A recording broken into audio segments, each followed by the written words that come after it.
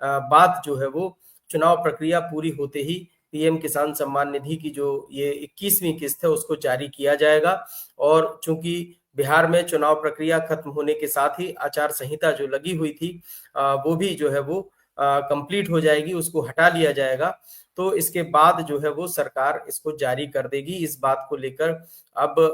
पुख्ता जो है वो सूत्रों के हवाले से इसकी पुष्टि की जा रही है कि संभवतः 15 नवंबर तक जो है वो चुनाव आचार संहिता हटा ली जाएगी।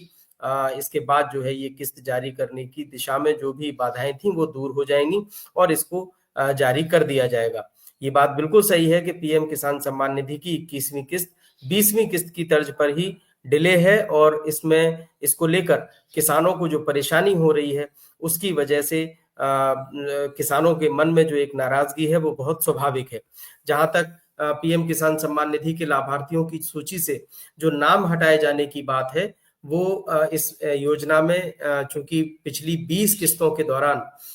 बड़ी संख्या में जो है ऐसे फर्जी लाभार्थी पहुंच गए थे जिनको पात्र नहीं माना जा सकता है, जो मानकों को पूरा नहीं करते हैं, उनको हटाने का काम चल रहा था। और ये फिल्ट्रेशन एक रेगुलर प्रोसेस के तहत चलता रहता है। 18वीं किस्त के बाद जो है बहुत बड़ी संख्या में लाखों की संख्या में किसान ऐसे पाए गए थे जिन्होंने गलत तरीके से इस योजना का लाभ ले लिया था और उसके बाद से रिकवरी प्रोसेस भी शुरू हुई थी और ये प्रक्रिया लगातार जारी है, अनवरत रूप से ये काम चल रहा है। लेकिन 21वीं किस्त को लेकर भी लगभग 30 लाख के आसपास पूरे देश में ऐसे लोग पाए गए हैं जो इस योजना का गलत तरीके से लाभ उठा रहे थे या इसमें किसी तरीके से उन्होंने अपने को लाभार्थी बना लिया था। तो इनका फिल्ट्रेशन का काम जब हुआ और इस पूरी प्रक्रिया को पूरा करने के बाद इनके नाम लिस्ट से हटाए गए हैं, तो अभी भी ये एक मौका था और अभी भी है ये मौका कि जो किसान अभी ये चाहते हैं कि उनका नाम गलत तरीके से हटाया गया है और वे जेन्युइन तरीके से लाभार्थी हैं, तो उनके लिए एक अवसर है कि जिन वजहों से उनको इस योजना से बाहर किया गया था वे उन कारणों को संतुष्ट करते हुए अपने दस्तावेज जो है वो सरकार या पीएम किसान सम्मान निधि का अपना जो एक पोर्टल है उस सिस्टम तक इसको मुहैया कराएं, जिससे कि उनका नाम जो है वो जोड़ा जा सके। इनमें अधिकतर परिवार ऐसे मिले हैं, किसानों के ऐसे परिवार मिले हैं जिसमें एक से अधिक सदस्य जो है वो लाभार्थी बन गए थे। तमाम ऐसे परिवार उत्तर प्रदेश और मध्य प्रदेश में मिले हैं जिनमें पति और पत्नी दोनों को पीएम किसान सम्मान निधि की किस्त मिल रही थी। इसी तरह से दो भाइयों को या पिता और पुत्र को भी जो है वो पीएम किसान सम्मान निधि की जो राशि है वो मिलने की बात सामने आई थी। ऐसे मामले पकड़ में आने के बाद या बहुत से किसान ऐसे थे जो अब गांव में रहते ही नहीं हैं,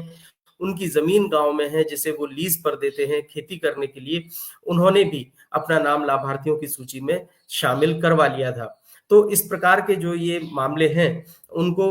पकड़ने के लिए, उनको उनका फिल्ट्रेशन करने के लिए लगातार सिस्टम काम करता रहता है और जैसे ही ये लोग ऐसे पकड़ में आते हैं तो इनको लिस्ट से बाहर कर दिया जाता है। एक बार ये भी समझना जरूरी होगा कि आखिर इस तरह की जो गड़बड़ियां हैं वो इस योजना में कैसे हो जाती हैं। तो जहां तक एक ही परिवार के 2 सदस्यों के इस योजना का लाभार्थी बनने का मामला है, तो इसमें अधिकांश मामले ऐसे पाए गए हैं जो सीमावर्ती इलाकों से हैं और उत्तर प्रदेश और मध्य प्रदेश का जो सीमावर्ती इलाका है उसमें तमाम लोगों के पास, तमाम किसानों के पास ऐसे भी लोग होते हैं जिनकी कुछ जमीन उत्तर प्रदेश में है, कुछ जमीन मध्य प्रदेश में है या मध्य प्रदेश और छत्तीसगढ़ के जो लगे हुए इलाके हैं वहां तमाम ऐसे किसानों के परिवार हैं जिनकी तमाम जमीनें ऐसी होती हैं जो मध्य प्रदेश और छत्तीसगढ़ दोनों राज्यों में होती हैं। तो एक जो छूट है, सब्सिडी है या किसी भी योजना का लाभ लेने के लिए किसान कोशिश ये करते हैं कि उनको दोनों राज्य सरकारों का लाभ की योजनाओं का लाभ मिल जाए और इसमें तमाम कोशिशों के बाद ऐसे किसान सफल भी हो जाते हैं। हालांकि सरकारों ने ऐसे सिस्टम बना रखे हैं, ऐसे फिल्ट्रेशन का काम कर रखा है कि इस तरह की कोई गतिविधि ना हो, लेकिन फिर भी ऐसा हो जाता है तो ऐसे लोगों को पकड़कर बाहर करने की प्रक्रिया लगातार चलती रहती है। इसमें तमाम मामले ऐसे पाए गए हैं कि जिन किसानों ने जो सीमावर्ती इलाकों में रहते हैं उनकी पुश्तैनी जमीन अगर उत्तर प्रदेश में है तो पत्नी के नाम पर उन्होंने कोई पड़ोस के गांव की जमीन जो मध्य प्रदेश में है वहां खरीद ली और उसके बाद उन्होंने उस राज्य से भी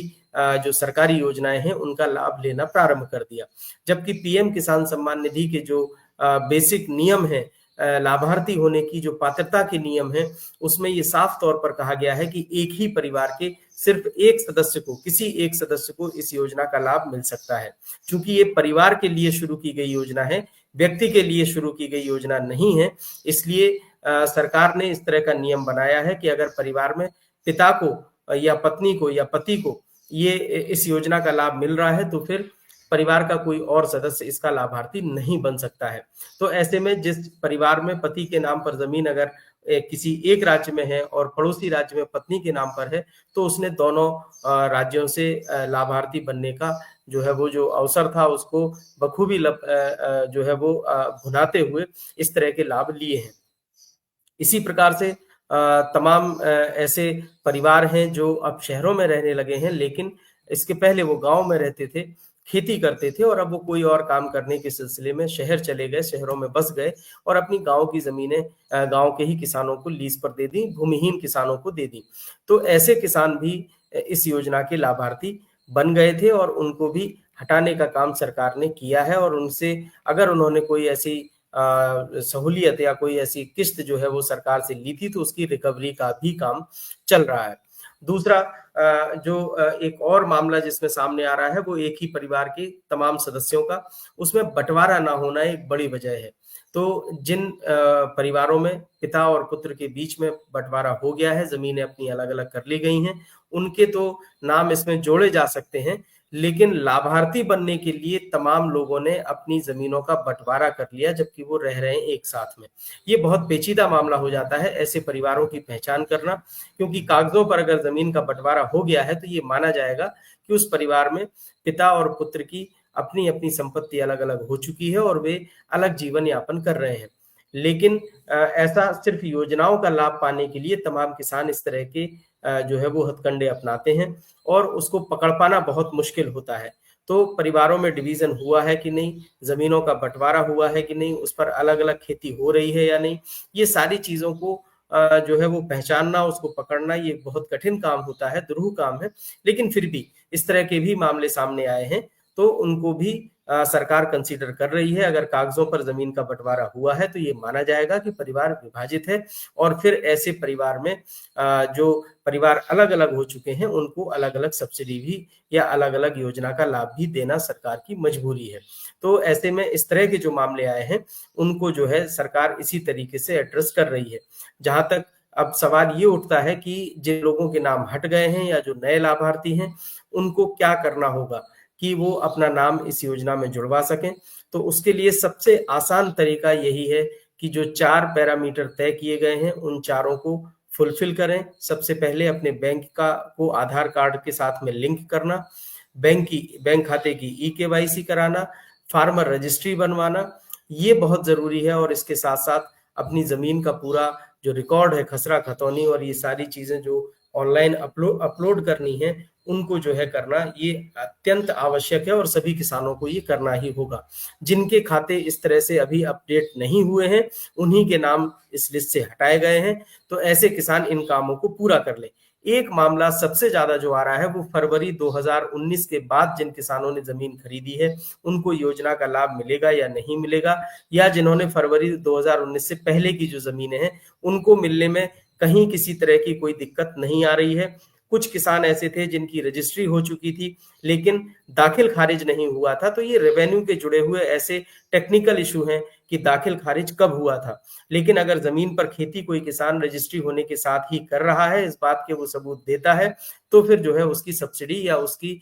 जो किस्त है वो नहीं रोकी जाएगी, वो लाभार्थी होने के लिए पात्र है। फरवरी 2019 की एक डेडलाइन तय की गई थी कि किसानों को, उन्हीं को किसान माना जाएगा जो फरवरी 2019 चूंकि ये योजना शुरू हुई थी उसके पहले जिन्होंने अपनी जमीनों पर जो खेती कर रहे थे उनको इस योजना का लाभ देना है। तो ये एक बेंचमार्क था, इसको लेकर कोई किसी तरह का भ्रम होने की स्थिति में किसी को नहीं आना चाहिए। सिर्फ उनको इस बात का सबूत देना होगा कि जमीन की रजिस्ट्री फरवरी 2019 से पहले हो चुकी थी और उस पर खेती का काम भी चल रहा था। सही। बिल्कुल।